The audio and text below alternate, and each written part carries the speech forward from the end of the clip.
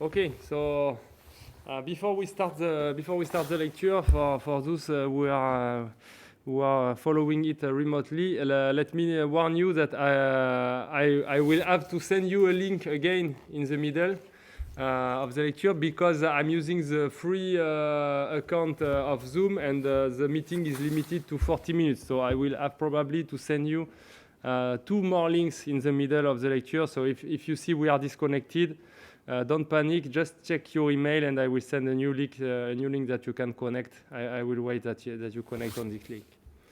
Okay, so for the lecture number 13 today, I will simply tell you all what I know about complex networks, or what I understood so far.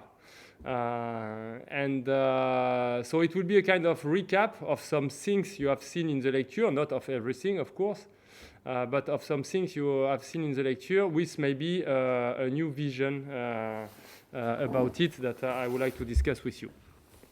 And of course, and also it will be more algorithmic. I will also talk about some algorithmic problems on this on these networks and of the experimental developments that follow this algorithmic results. Okay, so let's start. So today's title of the course will be complex networks as almost structured graphs, and I will try to explain you why first. Okay, so Atta, if you can cut your microphone, it would be great because we can hear you sometimes. What happened? Up. Okay, so I will take, for giving this lecture, I will take the point of view of modeling. I already talked about this. It's just a point of view to discuss the main point I want to discuss, that can we represent complex networks as almost structured graphs. So you can do this for many reasons. One of them is modeling, and I will start with discussing from this point of view. So as I told you, when you talk about modeling, you have to be very careful when you talk about modeling with people, because they don't mean the same thing as you mean. Okay, so model, it means very many different things for different people. And me, when I talk about model, I talk really about random generation. Okay, so I want to generate randomly. I want to generate some synthetic networks. It means some networks that are not natural networks, that are not real-world data, but some networks that I want to generate by myself by automatic method, and which contain some part of random. Okay, so why do we want to do this? I talked with you already about that, but let me recall a little bit this. We want to do this mainly for simulating. Okay, we want to have some networks with some properties that we choose and that look like the real-world networks, and we want to have these synthetic networks to test some things, to test on more networks than we can do with real-world networks. So what we want to simulate, maybe the phenomenon that happen on the network, like a diffusion phenomenon, etc. We want maybe to test the behavior of algorithms. For example, you want to see if the complexity of the algorithm is better when this parameter is high or low in the network. So you can generate some networks with some high or low parameters like you want.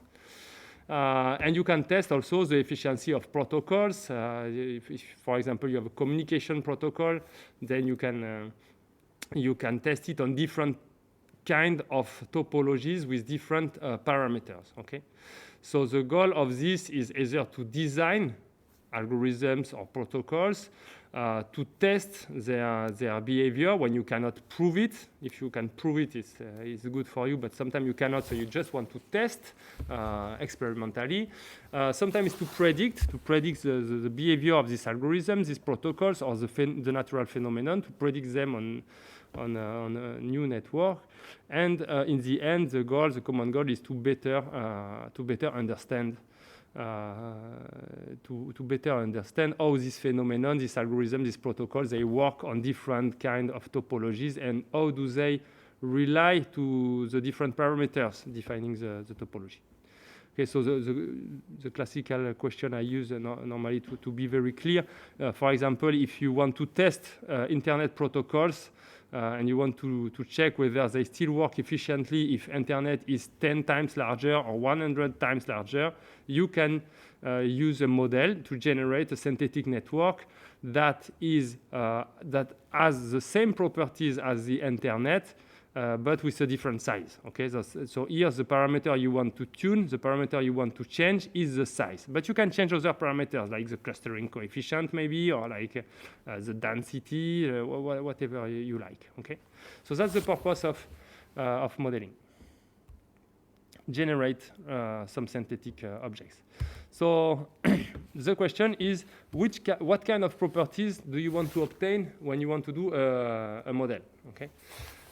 So there are 4 classic properties that are shared, that are considered at least to be shared by most of real-world networks. Okay, these 4 classic properties, you know them now.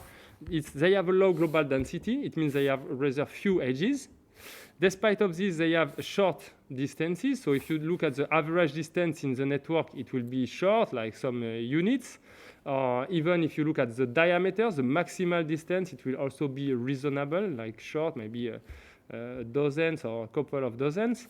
And they have an heterogeneous degree distribution. Okay, it means that the degrees of the nodes in the network are not at all homogeneous, not at all centered around the mean, but they are scattered in a very wide, in a very broad range. From a small degree to very large degree, and it decays. The decrease in the number of nodes that have a certain degree is slow. It's like polynomial instead of exponential in the homogeneous distribution.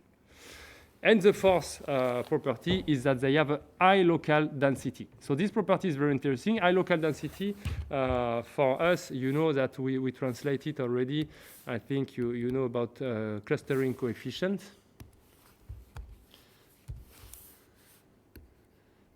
Okay, clustering coefficient.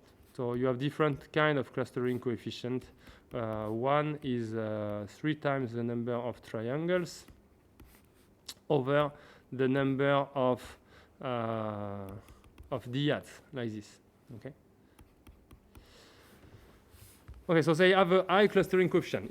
What does it mean? It means that the edges are locally, the network is locally dense when it is globally not dense. So this is opposite stuff, and it's very interesting that they have these opposite properties.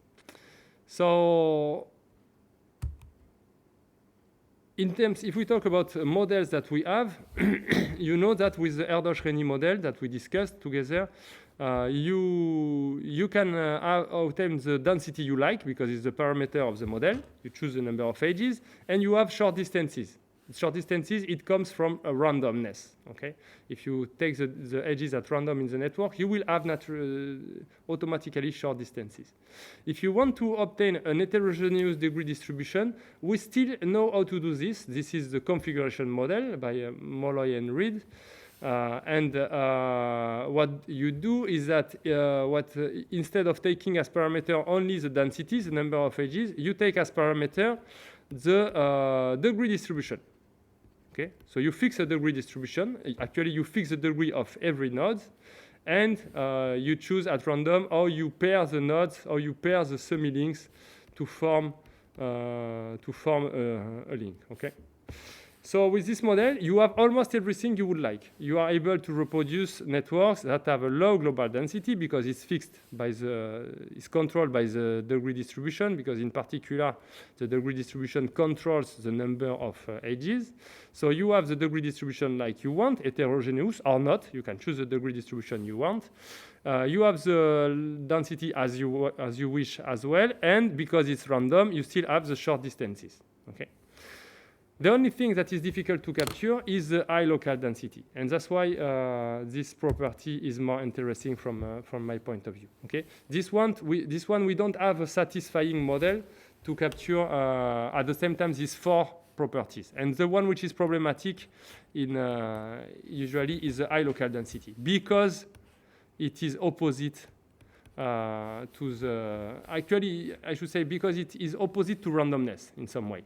Okay, because if you choose at random where you put the edges in the network, they will not tend to be agglomerated locally. Okay, so it's opposite to the random process a little bit. Or you have to bias the random process towards something more local, and that's what is difficult, and that's what we don't know exactly how to do. So you can see it like this. The global density is the probability when you choose a pair of nodes at random in the network that you have an edge between them. Okay? And the local density is the probability when you choose two nodes that share a common neighbor that they have an edge between them. And this one is much higher. This probability is much higher than this one. But as I said, we don't know how to reproduce network with a high local density. It's in a generic model. Okay, of course you can think of some way to force this, but not in something which is general and generic enough.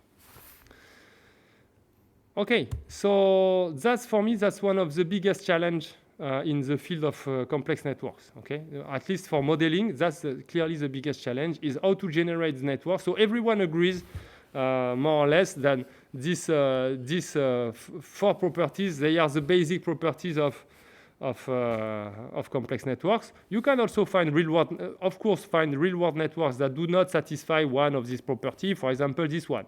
This one is the one that is not always satisfied because you have some networks that are not heterogeneous. Like if you consider a rod network, for example, the degrees, they are not heterogeneous. But still, these four properties, they are considered as the basic properties shared by most of complex networks. And we don't have a model that is able to reproduce a network with these four properties. So that's a big challenge, how to generate networks that have at the same time these four properties, and as I said, in a generic way, in some way which is general. Okay. So in my opinion, and it's not a personal opinion, but one reason why we cannot do this is because we consider these four properties as completely independent. Okay, so you want to generate a network, but you consider that it should have this property plus this property plus this one plus this one. And doing this is difficult. But it could be possible maybe to see these four properties not as independent properties, but as consequences of what I call a higher order property, which means a property which is more important. Okay, higher order of importance, and that will induce these four properties. Okay, so now we came to the point when we realize that maybe it's difficult to generate this independently. It means it's difficult to choose a density and a clustering coefficient and say you would generate a network with this density and this clustering coefficient. But maybe you can find another property that induce this for one, and that you will concentrate on generate this property. So the idea is to obtain this property as a consequence of a more important one. Okay, and in my opinion, so it starts to be more personal opinion, this property should be a graph property. The problem of this stuff is that you see what they are numerical description of the network. This is just a number. This is just a number, the average distance or the diameter. This is just a number, the clustering coefficient. And this is a little bit better than a number. It's a distribution of number, but it's still far from saying something deep from the graph structure that you have in the network. So if I had to choose this property, I would choose a graph property, okay, like a structural graph property. Okay. Okay. So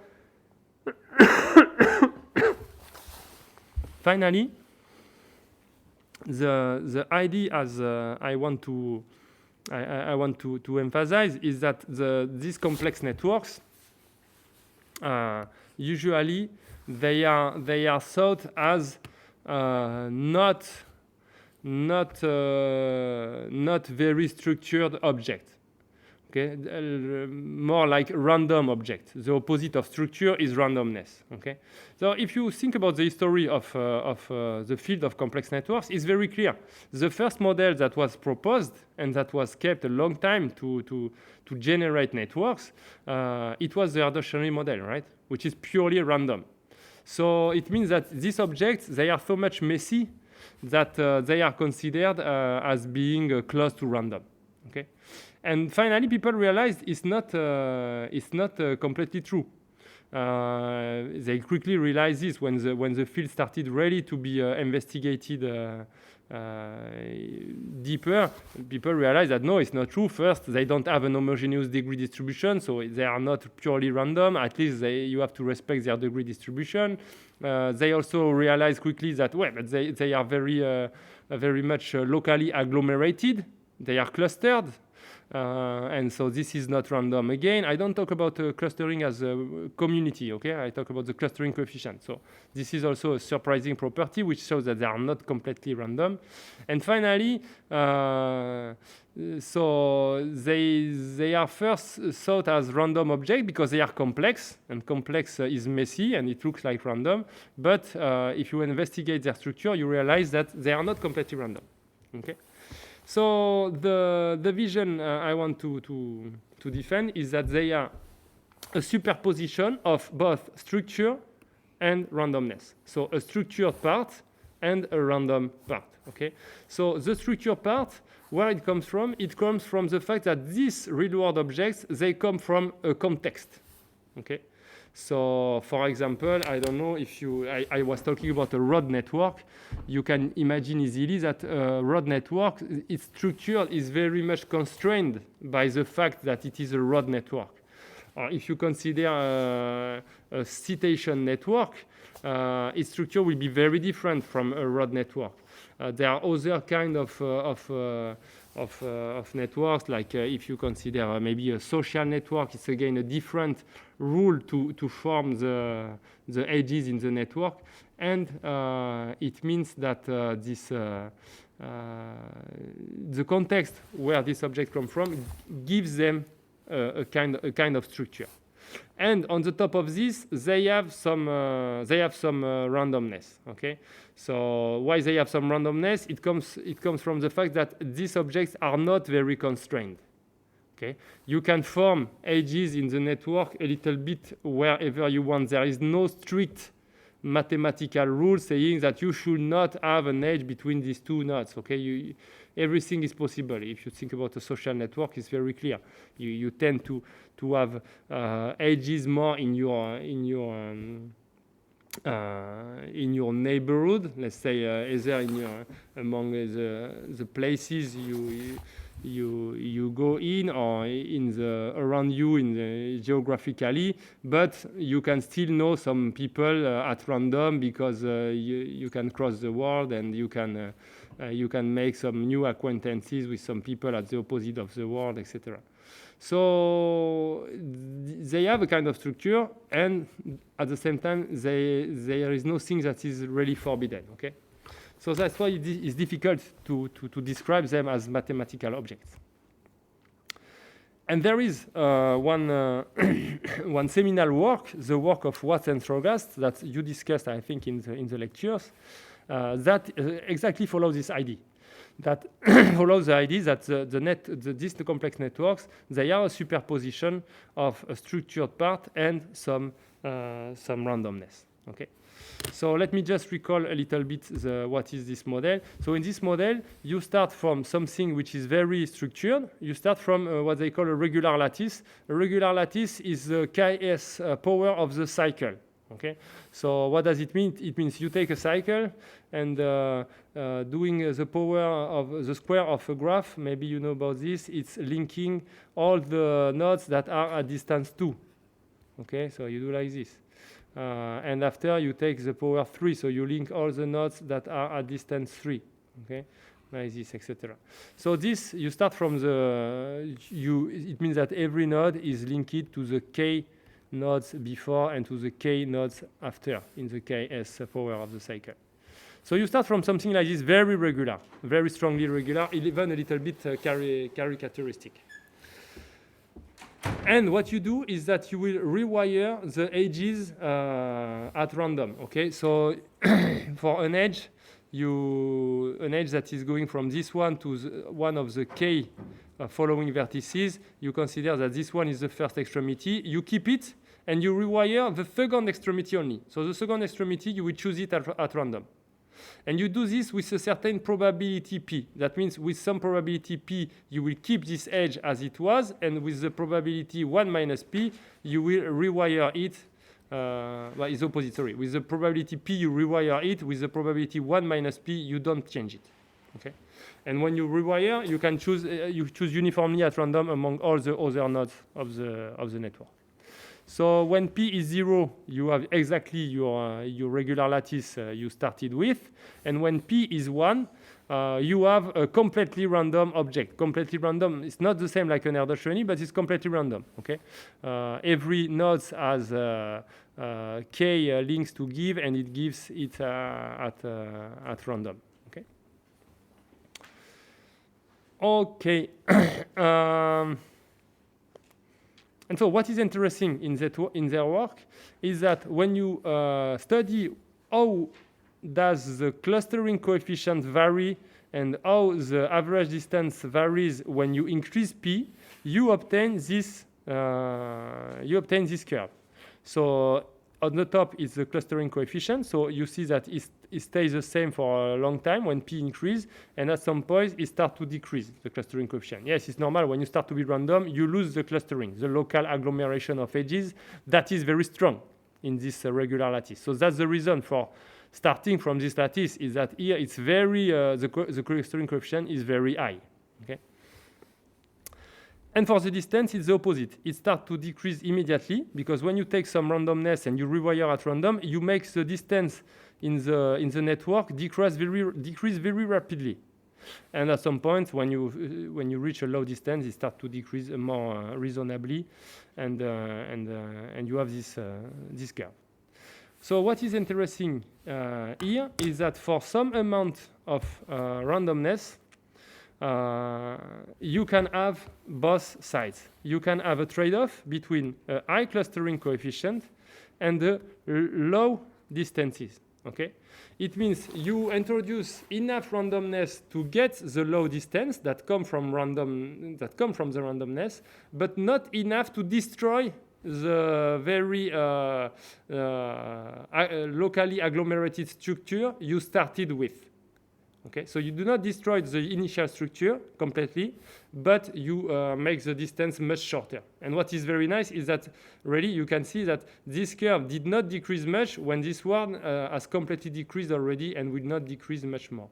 So you really have a point in where you can choose the probability, where you have both the effect of the structured part and of the randomness. And so it's very striking for me that it means that you can really think of these complex networks as being the superposition of a structured part and some random part. Okay.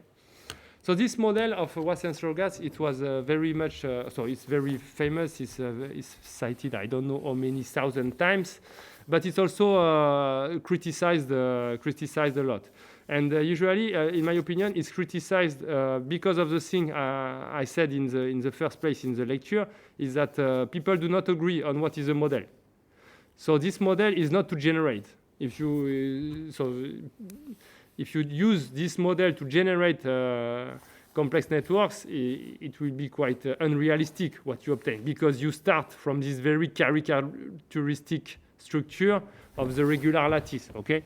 But it's not made to generate. It's a model that is made to explain something. And what it explains for me, it explains this, that these complex networks, you can really understand them as being a superposition of structure and randomness.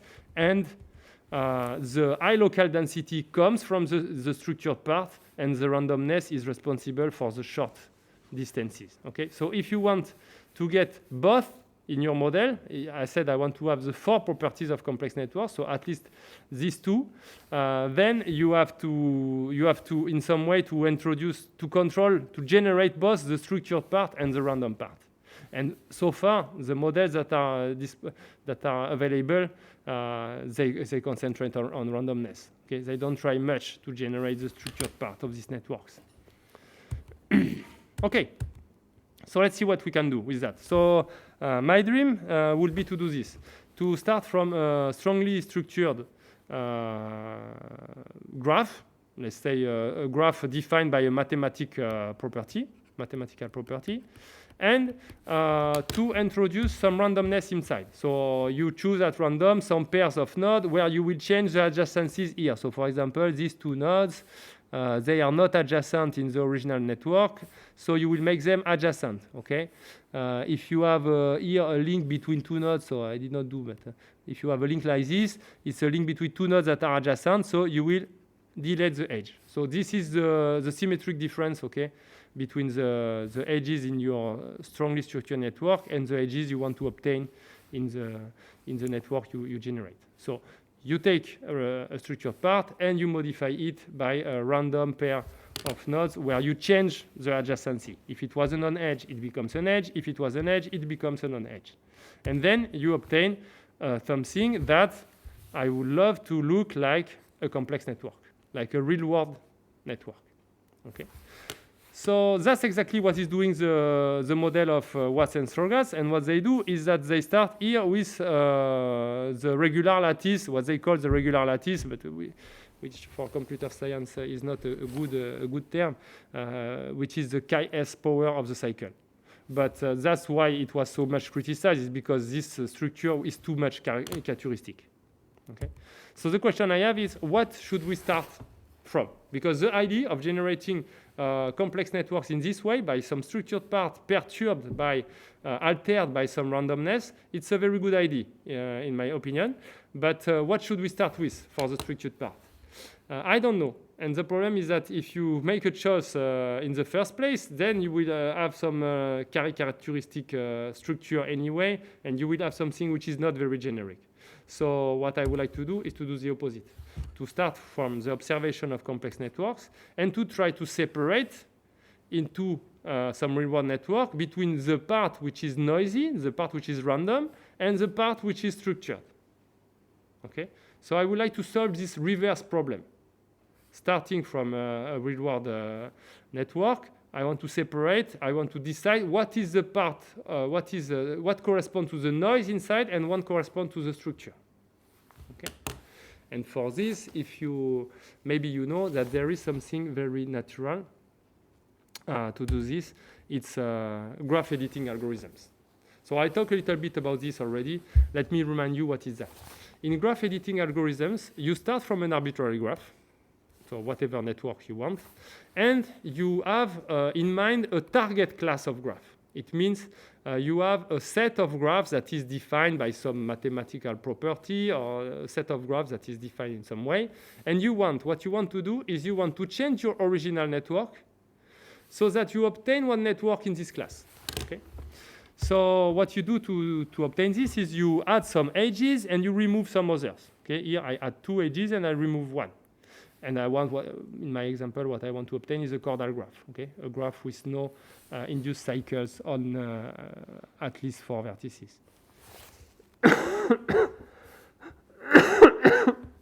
Sorry. And so the question you have is, how many adjacencies do you need to change? And you would like to find the minimum number of adjacencies that you need to change. Okay, you want to change as few adjacencies possible to obtain the property you want. So you are given an arbitrary graph. You want to give to this graph a property, and for this you change some adjacencies so that you obtain a graph with this property you are interested in. Okay, so that's graph editing algorithms. Yeah.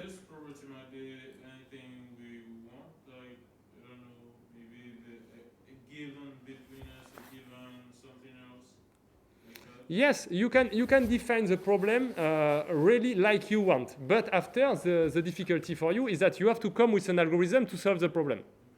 So this is another matter. But yes, this kind of problem, they are very generic. You can choose the property you want. So for what you say, I don't know the classical properties. Maybe you will edit to change the degrees, or you will edit to obtain one graph in a classic class of graph, on this kind of thing. But you can imagine what you want. Okay, so the point is that we already mentioned some in the previous lectures. So if you remember, one of the measures of what is a good partition of into communities was based on an editing problem. Okay, it was so in this case the target class was the cluster graphs.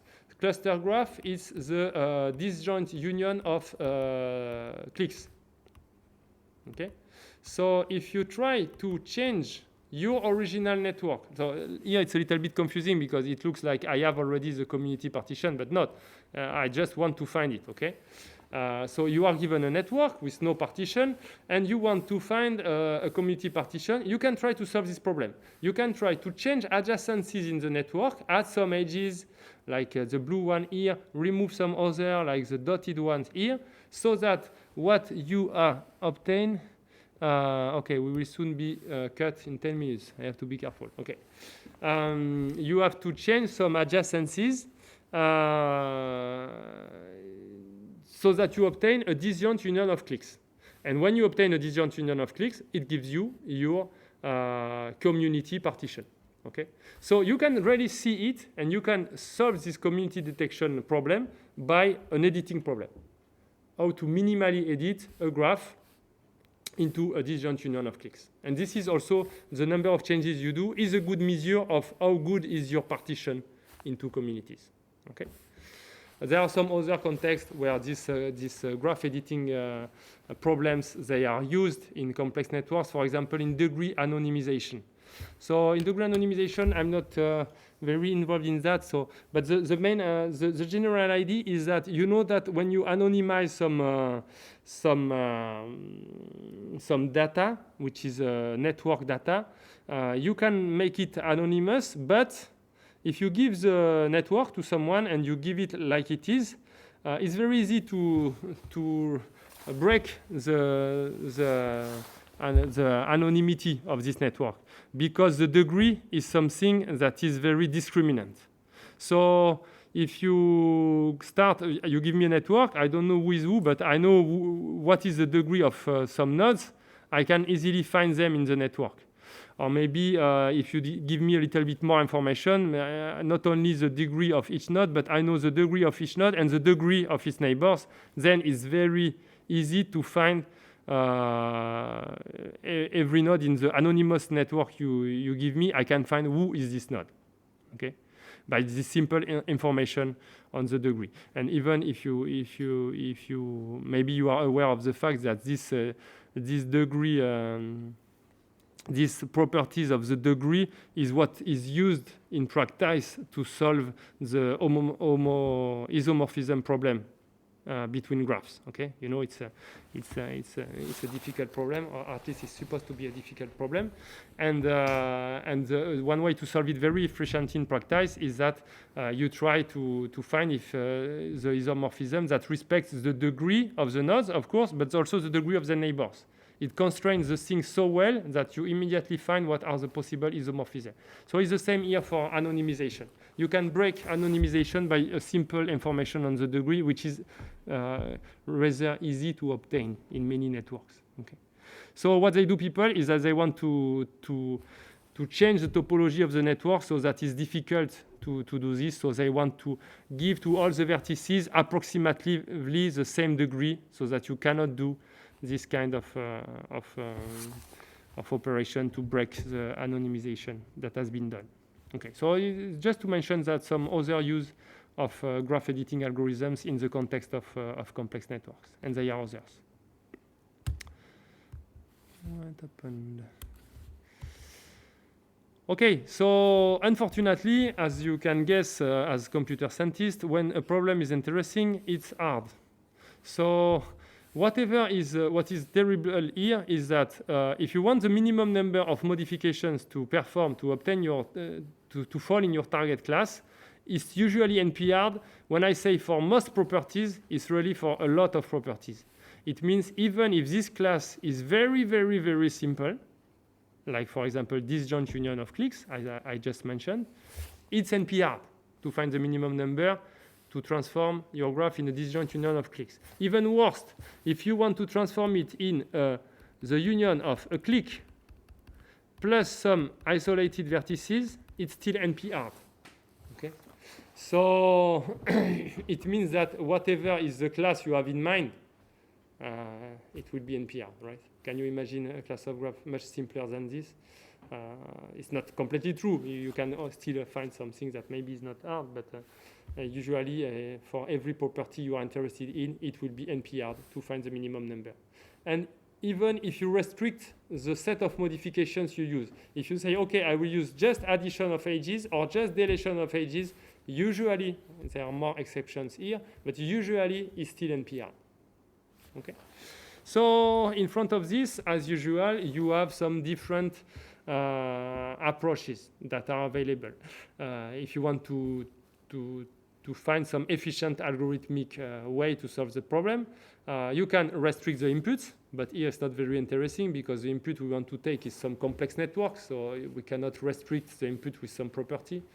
Or you can use exact exponential algorithms that will solve the problem exactly. The problem is that it's exponential, so it's very inefficient in practice.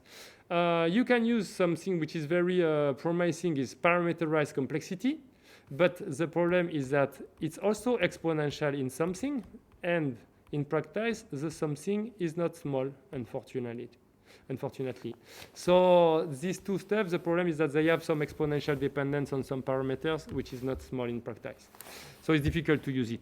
The only thing we can use is something that is really polynomial and even, if possible, low polynomial complexity. So you have approximation algorithms, but there are only very few approximation algorithms that guarantee a ratio of approximation, and even fewer that guarantee a constant ratio approximation. Or you have some heuristic, and today I will talk about this heuristic approach, which is a relaxation of the problem, where you don't ask the minimum number, but just a set of modifications that is minimal for inclusion. Sorry for the interruption. Yeah. There is an exam here.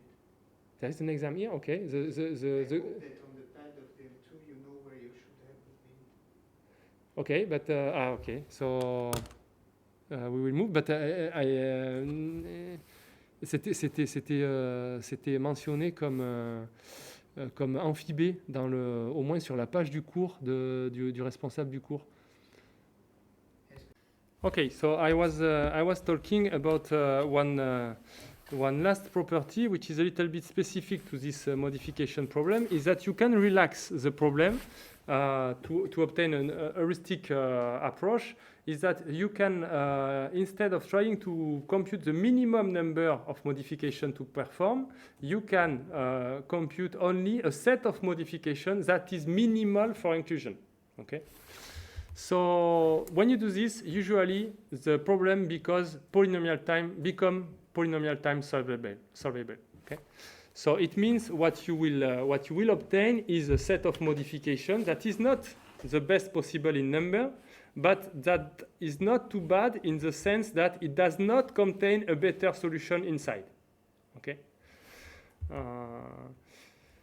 Okay, so that's what we will do today, and we will do this for the class of CoGraph, and with this we will test the modeling approach I proposed in the beginning of the course. Okay, so at least you have to be careful, and you have to be aware that, of course, I think it's clear for you, but of course you need to design a specific algorithm for each target class. Okay, you cannot start from your arbitrary graph and ask, tell me how it looks like.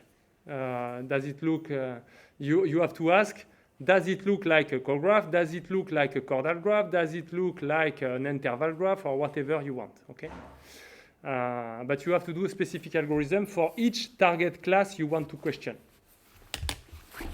Okay, so today, so here are some examples of some results that that follow this this approach. So yes, I was talking, maybe I should resume a little bit. I see that more people have joined.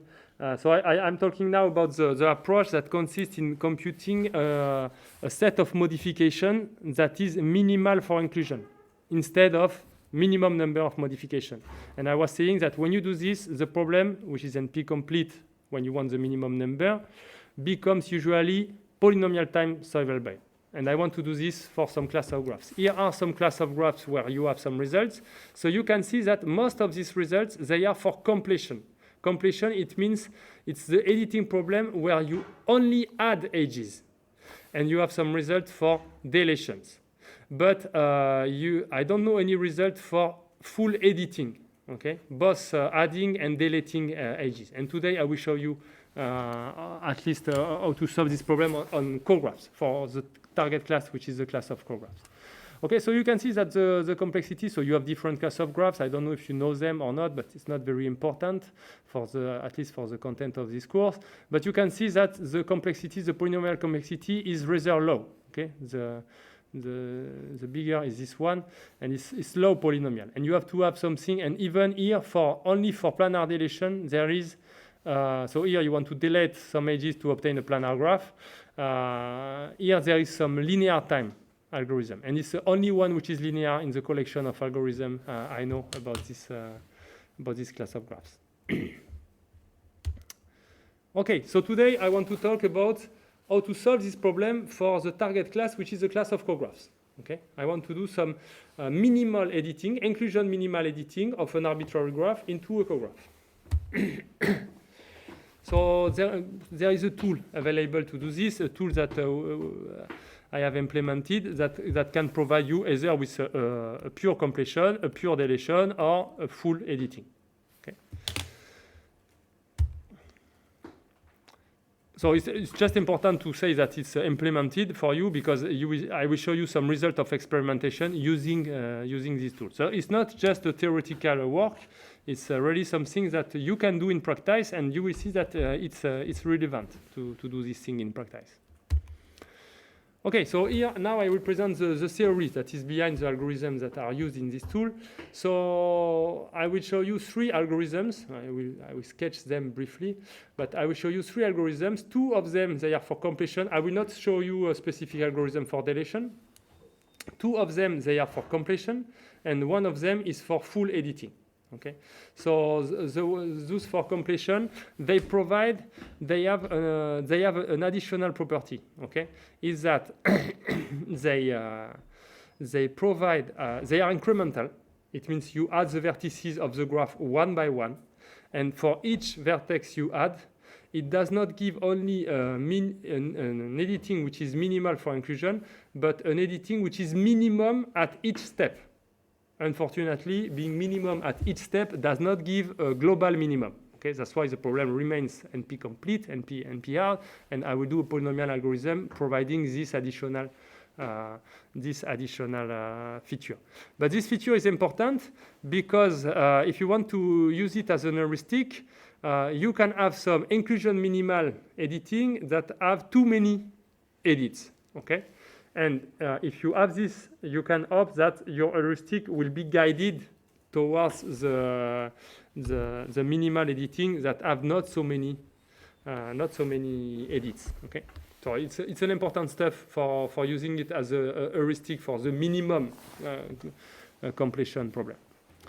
Another algorithm where the complexity is improved.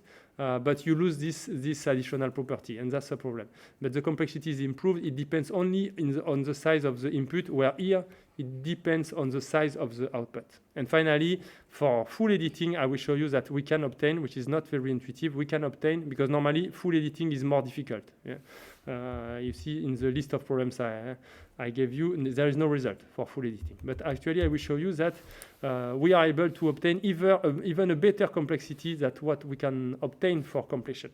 We can obtain a linear time algorithm, providing this additional feature that we have the minimum at each incremental step.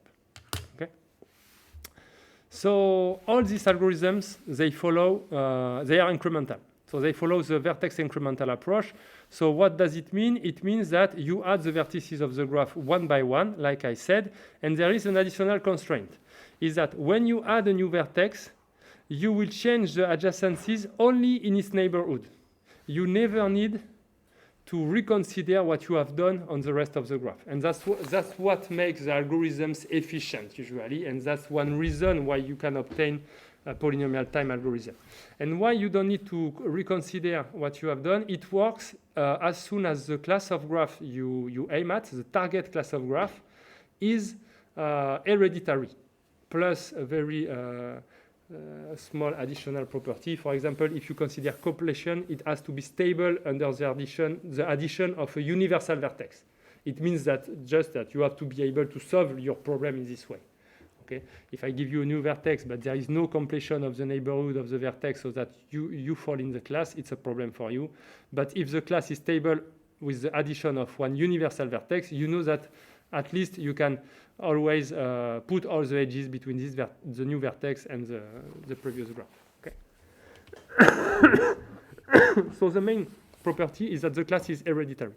If the class is hereditary, it works. You can follow the vertex incremental approach. And require that at each step, the modifications are made only in the neighborhood of the new incoming vertex. So what is the class of cographs? The class of cographs, there are many definitions of them. One of them is that they have no induced P4, no induced path on 4 vertices. Okay, so that's one definition. But that's not my favorite definition.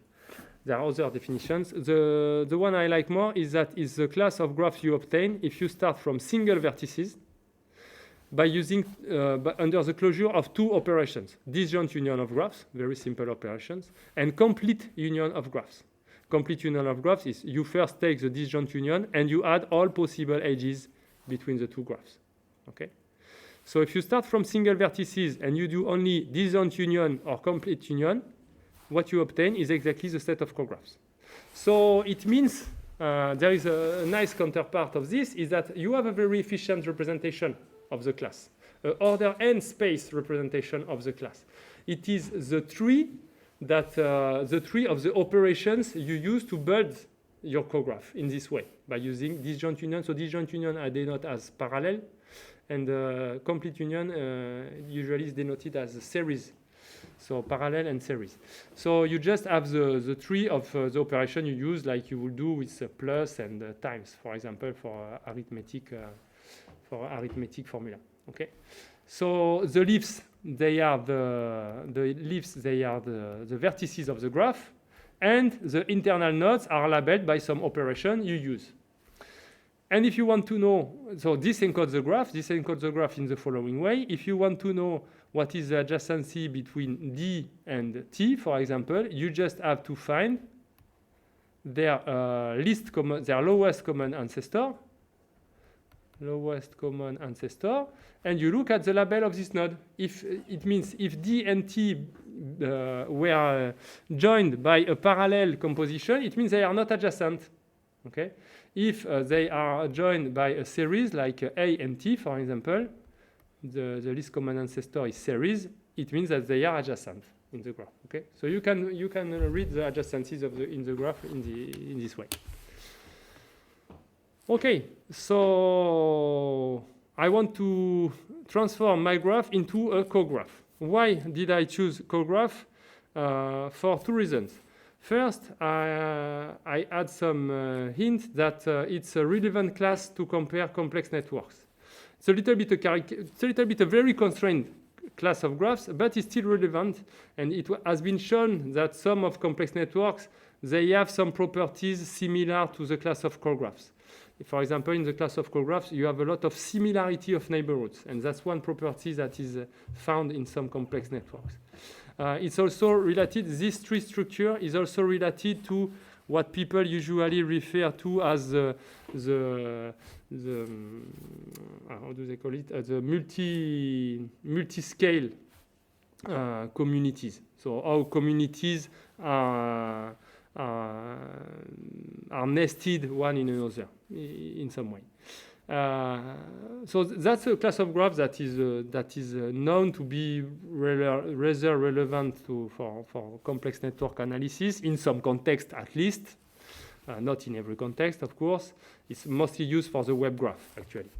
And another reason is that I want to design some very efficient algorithm, and I know that for this class of graph, usually it's possible to do something very efficiently.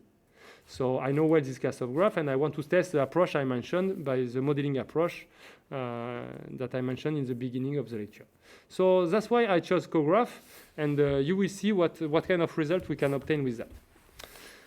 Okay, so I want to follow the incremental approach. It means that in the incremental approach, at each step, we have already transformed the graph into a CoGraph until a certain number of vertices that we have considered.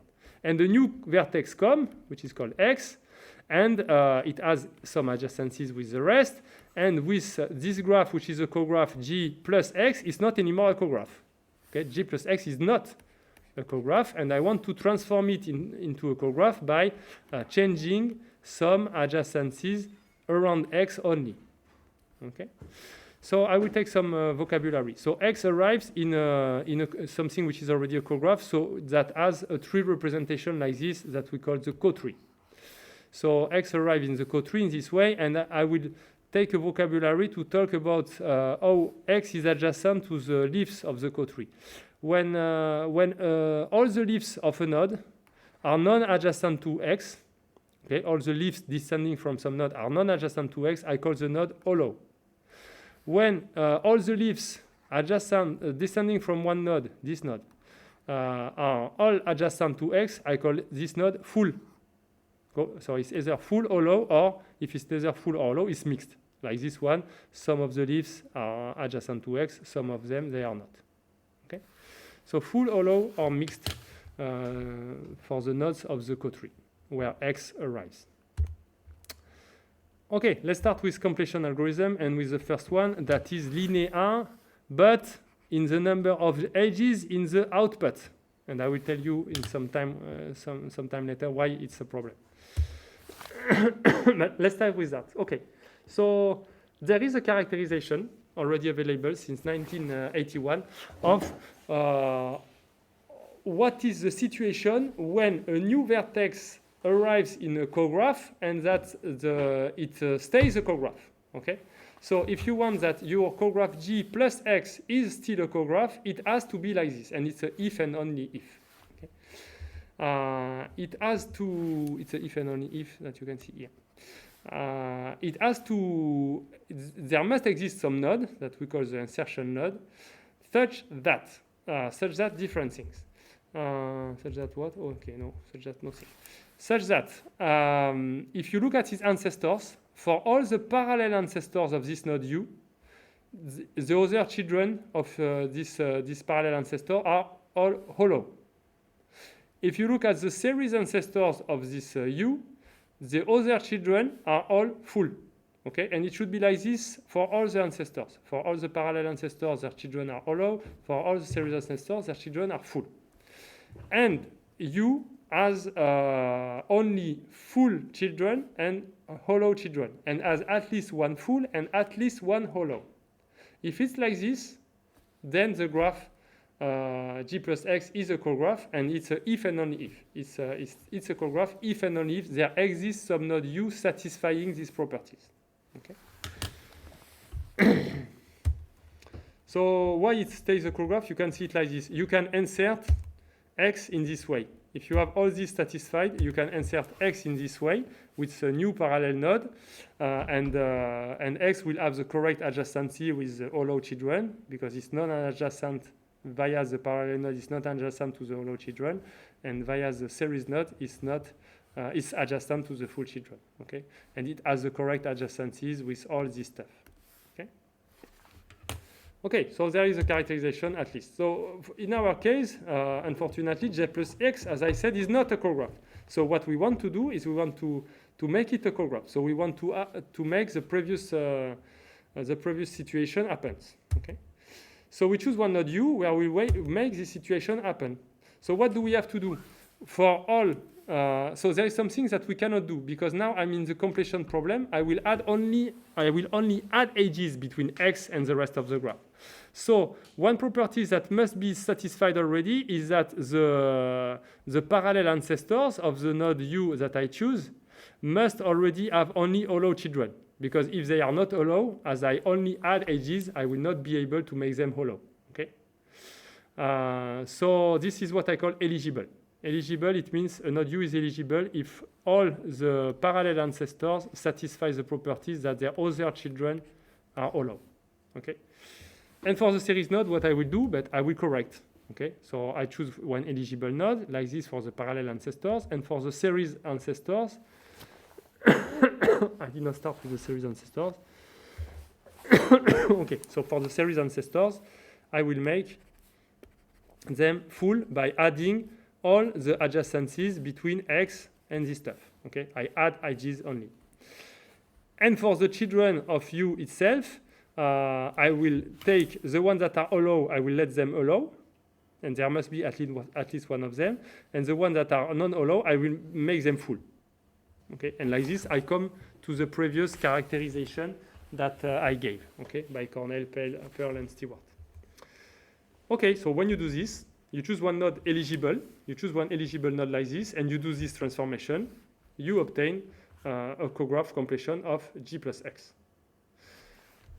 This completion, I call it the completion anchored at the node U that you choose to be the insertion node. Okay. The question is that is it minimal for inclusion? Okay.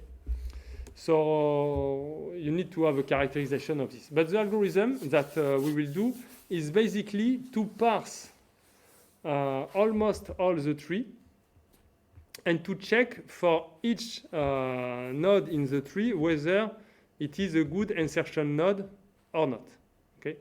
We do this only for eligible nodes, and for each eligible node you check what is the cost of taking this node as the insertion node. And you find the best one. Okay, so you find the best one not only for inclusion but also for cardinality. That's why at each step of the algorithm we can add a minimum number of edges around x. As I said, unfortunately, even you add the minimum number around x at each stage, it does not guarantee that at the end the number you added globally is minimum. It's not true. That's why the problem. That's one reason why the problem is difficult. But at least at each stage you can obtain the minimum, and it will help you that so if you do it minimally at each stage, it's minimal for inclusion at the end. And if you, in addition, at each step you take the minimum number, you can hope, that's where is the heuristic approach, it's just a hope that at the end the minimal you obtain is not too big. Okay, it's not so far from the minimum one, but it's not true in general. Okay, so how can you find the eligible nodes, etc.? You just need to search. You just need to search the tree, starting from the leaves that are adjacent to x. Okay, so you have the leaves that are adjacent to x here, and you search the tree up, starting from these leaves. Okay. So when you do this, what you will discover when you go up in the tree is exactly the set of non-hollow nodes in the tree. Okay? The set of non-hollow nodes you will discover. So the complexity of the algorithm will really be just this number of nodes, the number of non-hollow nodes. Okay?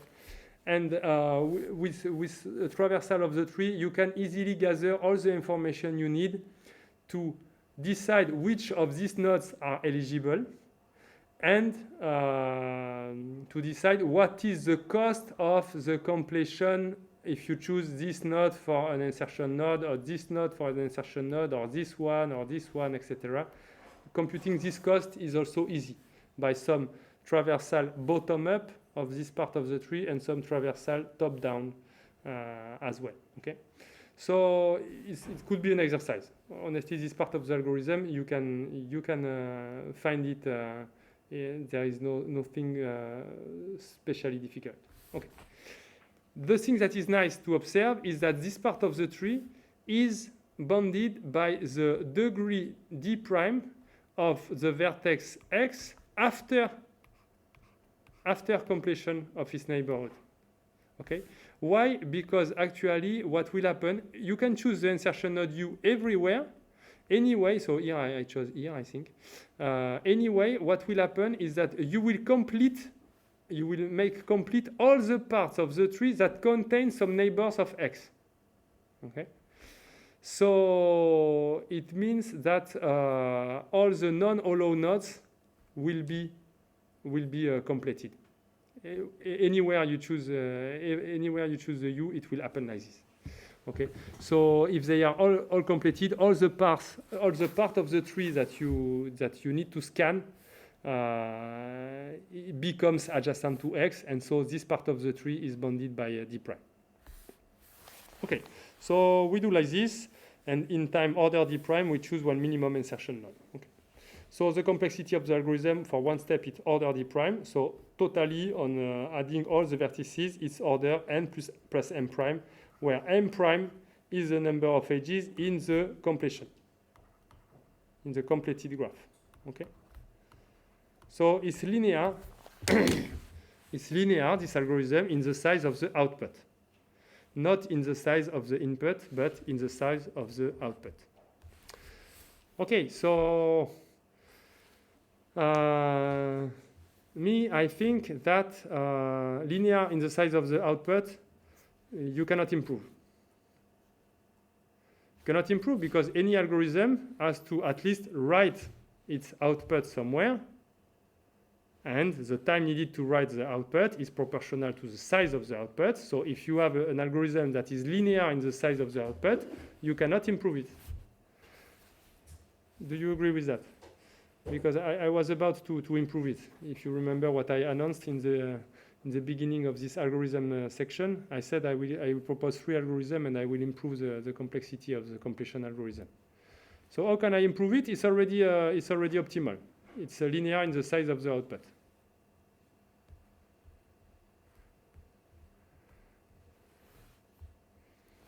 So do you see where is the joke? So it's a joke that is not so funny first, and second, I think even people that work in algorithms, sometimes they are not aware of this. Many of them, they will stop, they will say, ah yes, okay, it's linear in the size of the output, applause, and it's optimal. No, it's not necessarily. Not necessarily. Why? Because we Yeah. can represent it in another way, such that, for example, we don't represent all the edges that we have on the output.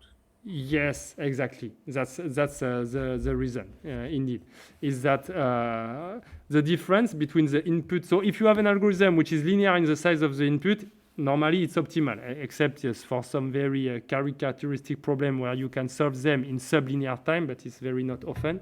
Usually it's optimal if it's linear in the size of the input. But as you said, for the output, the thing is that we can choose the representation. Because in an algorithm, usually what is fixed is the format of the input. So you cannot change it. They ask you to solve the problem working on adjacency list. Okay, the adjacency list, they have this size. But for the output, like you said, we can choose the way we represent the output. And it turns out that for some cases, you have some better representations than the adjacency list. So as you said, we don't need to represent all the edges of the graph. What can we use instead? In the case of cographs, we can use the cotree, okay? Because the output is a cograph. So it has a representation in this form.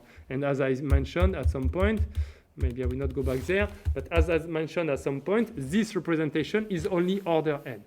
So you have an input that is of size order n plus m, and then an output that is of size order n. So order n plus m prime is, there's no reason why it should be optimal. Okay, so yes, indeed, that's the reason. So that's why I want to improve. I want to improve in which way? I want to obtain something that depends only in the size of the input. Okay, so here there is no m prime anymore. It's m. But unfortunately, I cannot make it completely linear. I have this additional factor on the m that is log square n. Okay. So I will try to explain you how to do this improvement. Okay, so first that's the reason why we can improve. The reason why it's important to do this improvement, why it's important in practice, is that actually we could show, not only experimentally but also formally, that if the input graph has the vertex expansion property, maybe you remember I mentioned already this property, is that if you have a part, if you take something that is less than half of the vertices, and you look at how many vertices they are adjacent to out of this part, it should be at least a constant times the size of the set S you consider. And it should be true for all S of all of size at most half of the vertices. Okay. So that's what we call the expansion property. Okay, the fact that you take a set and you look at its neighborhood, it expands with a constant ratio. Okay. We used it, if you remember, we used this property to explain that the distances are short in random networks. Okay, so random networks they have the vertex expansion property. Actually, the vertex expansion property was invented to mimic the behavior of random networks. And so what we could show is that if you have a vertex expander, a graph which is a vertex expander, then its completion must have n order n square edges. I should say omega n square edges. Okay. And the thing is that you can have some graphs that have the vertex expansion property and that are very sparse, that have only order n edges. But these graphs, if they are expanders, they will require n square edges in the completion. So it means that in practice, for most of the graphs, if you have some randomness inside, the m prime you need will be n square. So the complexity of the previous algorithm is actually more quadratic. It scales like order n square. And here we want to change it for n plus m times log square n, and the m in practice, as we work with very sparse networks, is usually a constant times n. So it means that you change your n square for something that scales like n log square. Okay, so this improvement is significant, and it's really a reduction of the computation time. Okay, so how can we do this? How can we improve on the previous algorithm that seems very reasonable and very minimalist in some way? The thing that makes it not so good, the complexity of the previous algorithm, is that if x comes in your cotree, so this is the cotree, this stuff is the cotree, if it comes adjacent to, let's say, only 3 neighbors, if these neighbors are very far in the cotree, you need to parse all the way up to the root of the tree. And this part can be order n already, where you have only a constant number of neighbors, and you need to search a part of the tree which is of size n. Okay. So that's why we obtain something which is quadratic at the end. What we would like to do is to search a part of the tree which is only order d, where d is the degree of x. If you are able to do this, you obtain a linear time algorithm. Okay, so I'm not able to do this, and I will show you how to do d log square n, and that's why at the end, when we sum over all the vertices, we obtain m log square n. Okay. So I will not show you into details. I will just mention that, yes, first, to do this, to be able to do this, I have to give up on computing the minimum number at each incremental step. I can only compute a minimal for inclusion at each incremental step. Okay? So I lose one of the properties I liked. And we use 2 dynamic data structure. So this data structure, they give you the possibility to do some lowest common ancestor query in the tree. You have the answer of the request in log n time, and you can update the data structure in log n time as well under elementary edge under elementary modification of the tree. Okay, so everything costs log n, and we use another structure that is even more impressive. Is that you can have some lists that are augmented so that in constant time, if you take two elements in the list, you can ask which one is before the other one, okay, in constant time. And you can update the structure in constant time under deletion and insertion of an element in the list, okay. So this is really advanced data structure, and the constant time is worst case complexity, not amortized complexity, okay. So I hope these articles are correct because we use their results. And their results are quite impressive. Okay, so the way we do this, I will try to be very short to describe it. The way we do this is we find the lowest eligible non-allow and non-forced nodes in the tree. So non-forced, I did not even say what is that, so you don't need to care about that. We find the difficulty is to find the lowest eligible nodes, okay? And if you find the lowest eligible nodes, you find a minimal completion.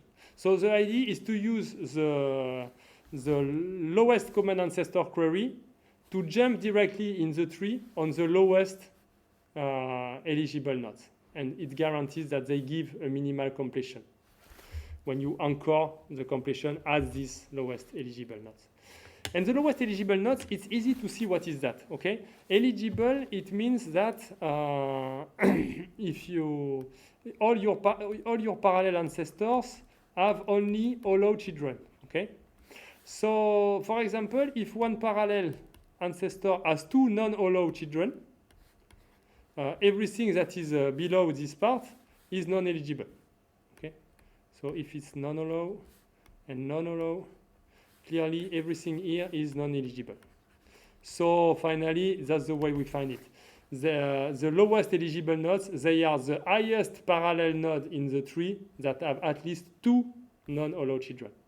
Everything here is non-eligible. Everything above will be eligible if there is no parallel node with two non-allowed children.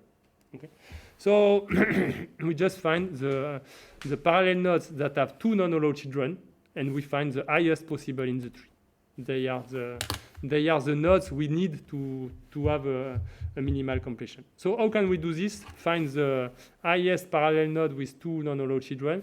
What we do is we build the subtree of all the nodes that have two non-allowed children, not only parallel and series.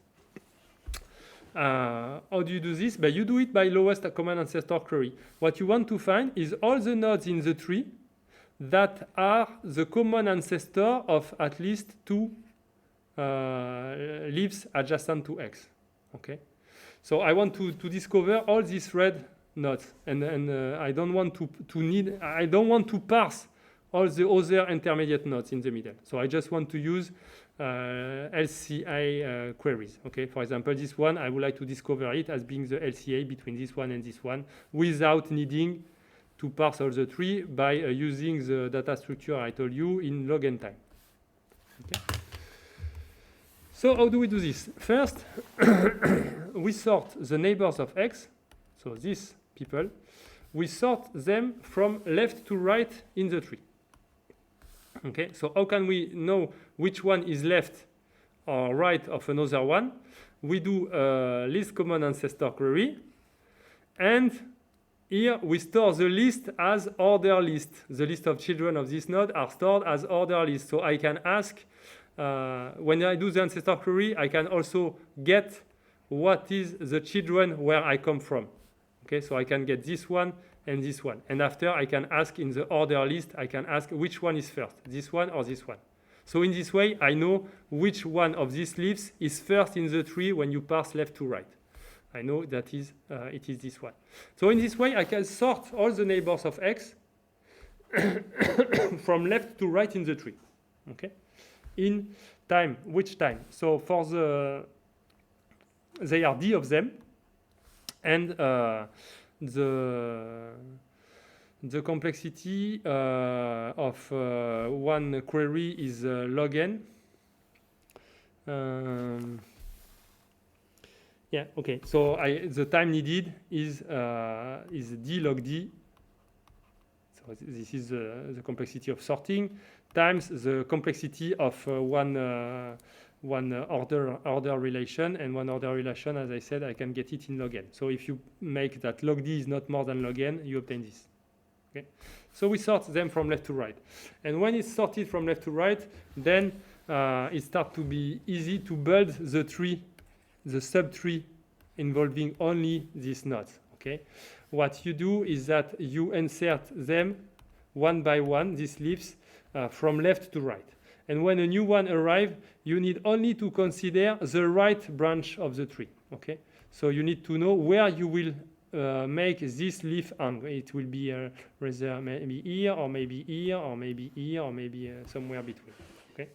So what is nice here is that you need to query only on this branch, and you start from the bottom. You query do I need to go up? Do I need to go up? You do this by list command ancestor queries, and when you stop, you say, okay, I will be attached here, and you will never query again the nodes that you queried once.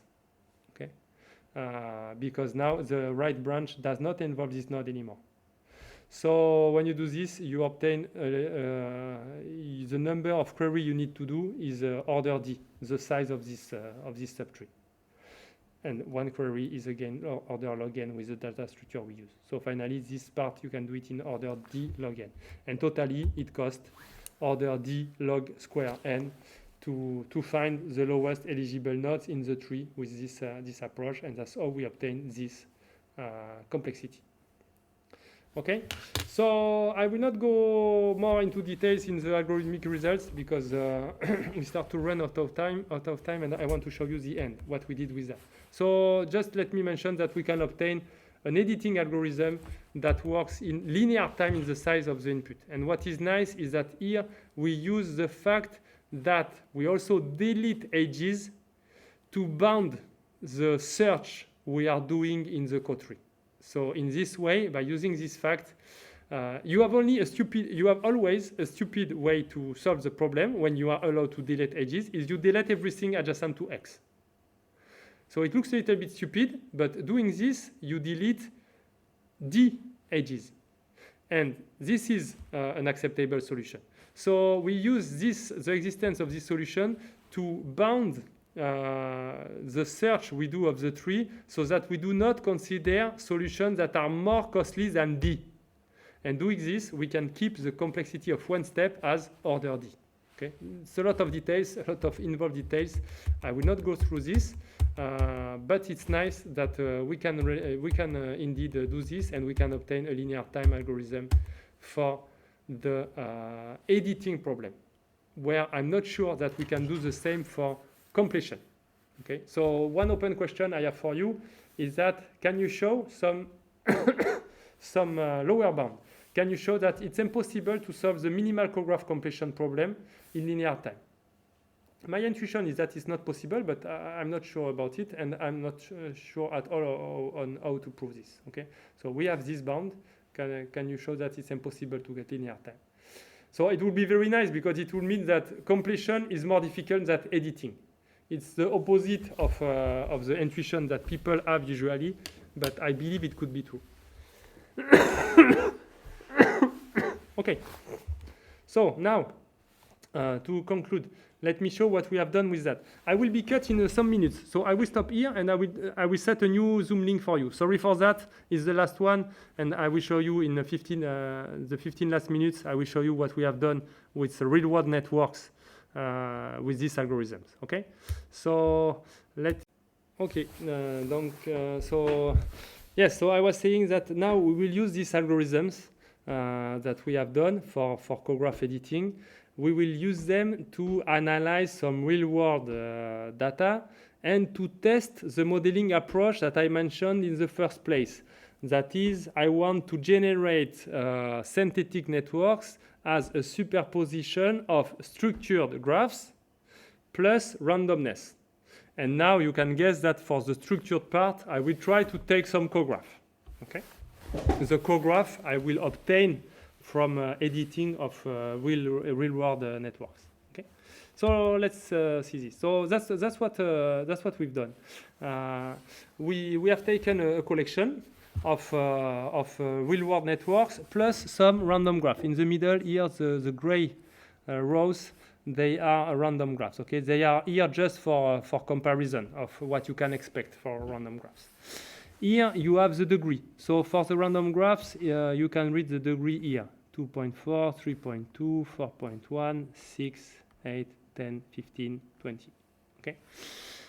You have the number of nodes in the network, so it's some of them, they are very, very big. You have some networks with some millions of nodes. You have the number of edges. I think it goes up to some hundred of millions. Yes, here, for example, some hundred of millions of edges. The average degree. And here, what you have is the percentage of modification that you need to do in the editing problem. Okay? So this is for editing, and the percentage is given as a percentage of the initial number of edges. So this percentage means number of edits that have been done in the editing problem divided by number of edges in the network. That is here. Okay. So here, for example, this one, you see that 12% is needed. 12% of the edges, you need to change the adjacencies. Either you add one edge or you delete one. Okay? So it's 35 real-world networks plus 8 random graphs. And what does it show? It shows different things that are very interesting to me. First, it shows that for some networks, they are really not far from being cographs. Okay? Because cographs, as I told you, is a very, how to say, a very, a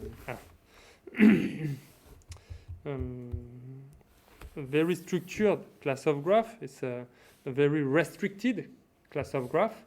And you can think that maybe the real-world networks, they will be always very far from being cographs. It's not true. They are not always very far. Some of them, they are quite close, actually. You need to change only 12% or 20% of adjacencies, and you find a cograph. So it's surprising to me that some real-world networks, they are that close from cographs. That's the first thing that I noticed in this step. On the opposite, random graphs, they are never closed from being cographs. So as you can see, it really depends on their degree. Okay, if they are close to being cographs or not. And even with a very small degree, average degree 2, so it means close from a tree, this one, it's already 50% of modifications that you need to do to obtain a cograph. Okay? So, and it goes up with degree 3, 63, with degree 4, 71, 80% with 6, etc., until 83%. So this is really a surprising property of some real-world networks, that they are that close from cographs. Usually random graphs, if you take random graph with average degree 6, you need to change 80% of the adjacencies. What is even more interesting to me is that the range of modifications that you need to do for these 35 real-world graphs, it goes from 12% to 93%. Okay? So, and you have everything in between. You have some that require 20, you have some that require 30, you have some that require 40, some that require 50%, 60%, 70%, 80%. You have all the possible distances. So for me, it means that it's really something that is discriminant to analyze the structure of real-world networks. They don't all have the same proximity to the class of cographs. On the opposite, each of them has a different proximity. So when you compare them to a cograph, it means something about their structure. So some of them, they are close, some of them, they are very far. Okay? And you have all the possibilities in the between. So finally, what is even much more interesting to me is that if you look closer, the proximity of the real-world networks with the class of cographs, it highly depends on the real-world context they come from. Okay? So the context, I put it here. So for example, WW is some web graph. Protein is protein interactions, so it means chemical interaction between protein in the cell. Software is some dependencies between functions in software developments. You have co-authorships, you have species, it's the relationship in the food chain between species, who eats who, etc. So you have different kind of context. And if you look closer, the ones that are close to be cographs, most of them, they are either the web graph or the software graph. It means they are in some way engineered networks. Logical networks first, it's the web graph, it's not the internet, it's the web. And software, and it's something that is designed by humans, and this one, they are the ones that are close for cographs. Here there is a surprised network, is the one of protein. It's also close from cographs, but it seems that the graphs coming from this context, except this one is software, but it's far from being a cograph, they tend to be close to cographs. So it means something about their context, as I wanted to say in the beginning. That is the context of these networks that gives them their structure. If you look at the networks that are spatialized, like internet, so here it's really the internet connection between computers, and the road networks, they are rather in the middle. They are not very far, but they are not close from being cographs. Between 50 and 60% need to be changed to obtain a cograph. Okay? And finally, the ones that are really further, they are the citation networks and the social networks. These networks, they are very far from being cographs. They require more than 70%, and some of them, they require 90% of changes to obtain a cograph. So what is very interesting for me is that it seems that the proximity to cographs really says something about the context of this network. Okay, so now let's test the modeling approach. At least for the ones that are close from being cographs, I would like to generate them as a cograph altered by some random modifications. Okay, so to start here, I don't take whatever cograph. I take the cographs I obtain from the editing of the complex network itself, and I do some random changes inside this cograph structure. In the same number of, I use the same number of additions and the same number of deletions that I obtain in the editing problem. Okay, so in the editing problem, if I need to add this number of edges, I will remove this number of edges randomly, and if I need to delete this number of edges, I will add them randomly. Okay, and at the end, I compare the network I have with the original network. So I want to see if the network I obtain satisfies the 4 properties that are shared by most complex networks. Okay, so the global density, of course, it's sure because I start with a good number of edges and I do the number of modification like it should be. So I will obtain exactly the good number of edges. The distances I checked, but you can trust me. There is no suspense on this. Because of the randomness, we will get short distances. The thing I'm not sure at all is what will happen for the degree distribution and for the local density, the clustering coefficient. That's what I want to show you. So first, let's start with the local density, the clustering coefficient. So here I revert this to is the number of triangles divided by the number of dyads. So here, what you see on this curve is that each plot is one network. And the ratio, so here the x-axis is the number of modification you need to do in the modification problem, in the editing problem. So here let's say 35% of modification, and here the ratio is the y-axis is the ratio between the clustering coefficient in the model divided by the clustering coefficient in the real network. So here it means, for example, if it's let's say 1.2, it means that the clustering coefficient is 20% higher in the model than in the original network.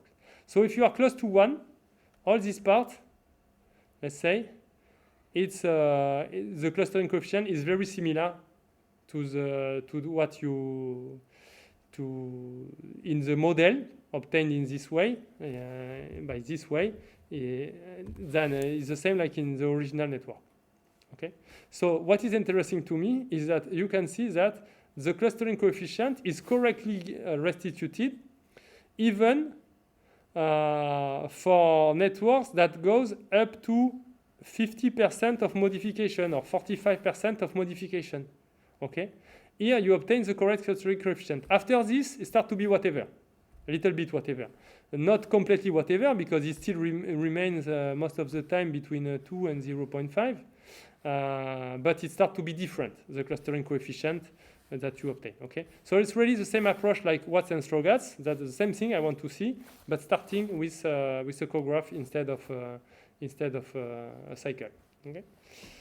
So here it's very satisfying, and it's surprising that even for networks that are not so close from being cographs, this approach gives something interesting. And for the degree distribution is the same. If the number of modifications is very small, the degree distribution, they are very similar. When it's about 50%, sometimes it's very similar, sometimes it's less similar. You see here, there is some difference. But it's not that bad. It's not that bad. And when the number of modification is big, then the degree distribution between the model and the ridge graph start to be very different. Okay. So what does it show for me? It shows that if the original network is not too far from a cograph, even not that close, but up to 40% of modification or something like this, then it can be a good model to see it as a cograph altered by some random modifications. In this way, you will obtain what I wanted, that is a good clustering coefficient and the good degree distribution. Okay, so finally my conclusion is that it seems that this approach is promising. You can really describe the graphs as co-graphs plus random modifications. The problem inside this is that this model is yet not generic enough. If you want to make it really generic, you need to generate a co-tree at random, not to take the co-tree directly that you obtain from the editing problem. You need to see what is the structure of this co-tree you obtain and to do a random generation process to generate a co-tree. But this is much more easy to generate a tree than generating a network itself. That's where is the gain in this approach. Okay, so the perspective of this work is to complete the modeling approach first, to make it more generic, and to consider different class of graphs that will be able, for example, to be close from the classes, from the context that were not so close from being co-graphs. Like we can think of different classes corresponding to different structure of these networks. I will not develop this too much because it's end of the time. And finally, so the general idea I wanted to show you today is that it's really a good way to explore, to represent these complex networks as a superposition of a structured part and a random part. And when you do this, you can obtain some nice results for modeling. You can also use it for many other purposes. You can use it for encoding these networks, because this part is very efficient for encoding, and you just need to encode apart the number of differences. You can use it for analysis, because if you can find that this network is close from this specific structure, then on this specific structure you can retrieve a lot of elements of organization of the network, like global organization, specific roles of some elements, etc. And finally, it's also very promising for algorithmic approach. It means that we could develop an algorithmic theory of almost structured graphs. That is, graphs that are close from a special class of graphs. You know that in computer science there are many algorithms very efficient for some class of graphs, but you cannot use them in practice, because in practice you don't have some networks belonging to these classes. So the idea would be to take advantage of the proximity between the two. Okay, I don't want to bother you more. Thank you for attending today, even if it was a little bit difficult conditions, especially on the logistics side.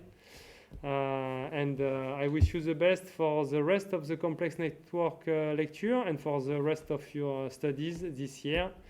And wish you the best of success for the exams and etc. If you have some questions on the lecture, I will still take some questions. Even my computer just tell me I have 4 minutes left of battery. Do you have some questions?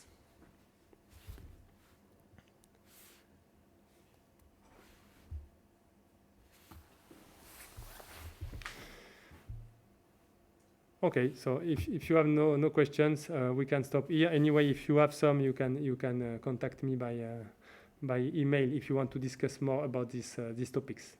Thank you again. Bye bye.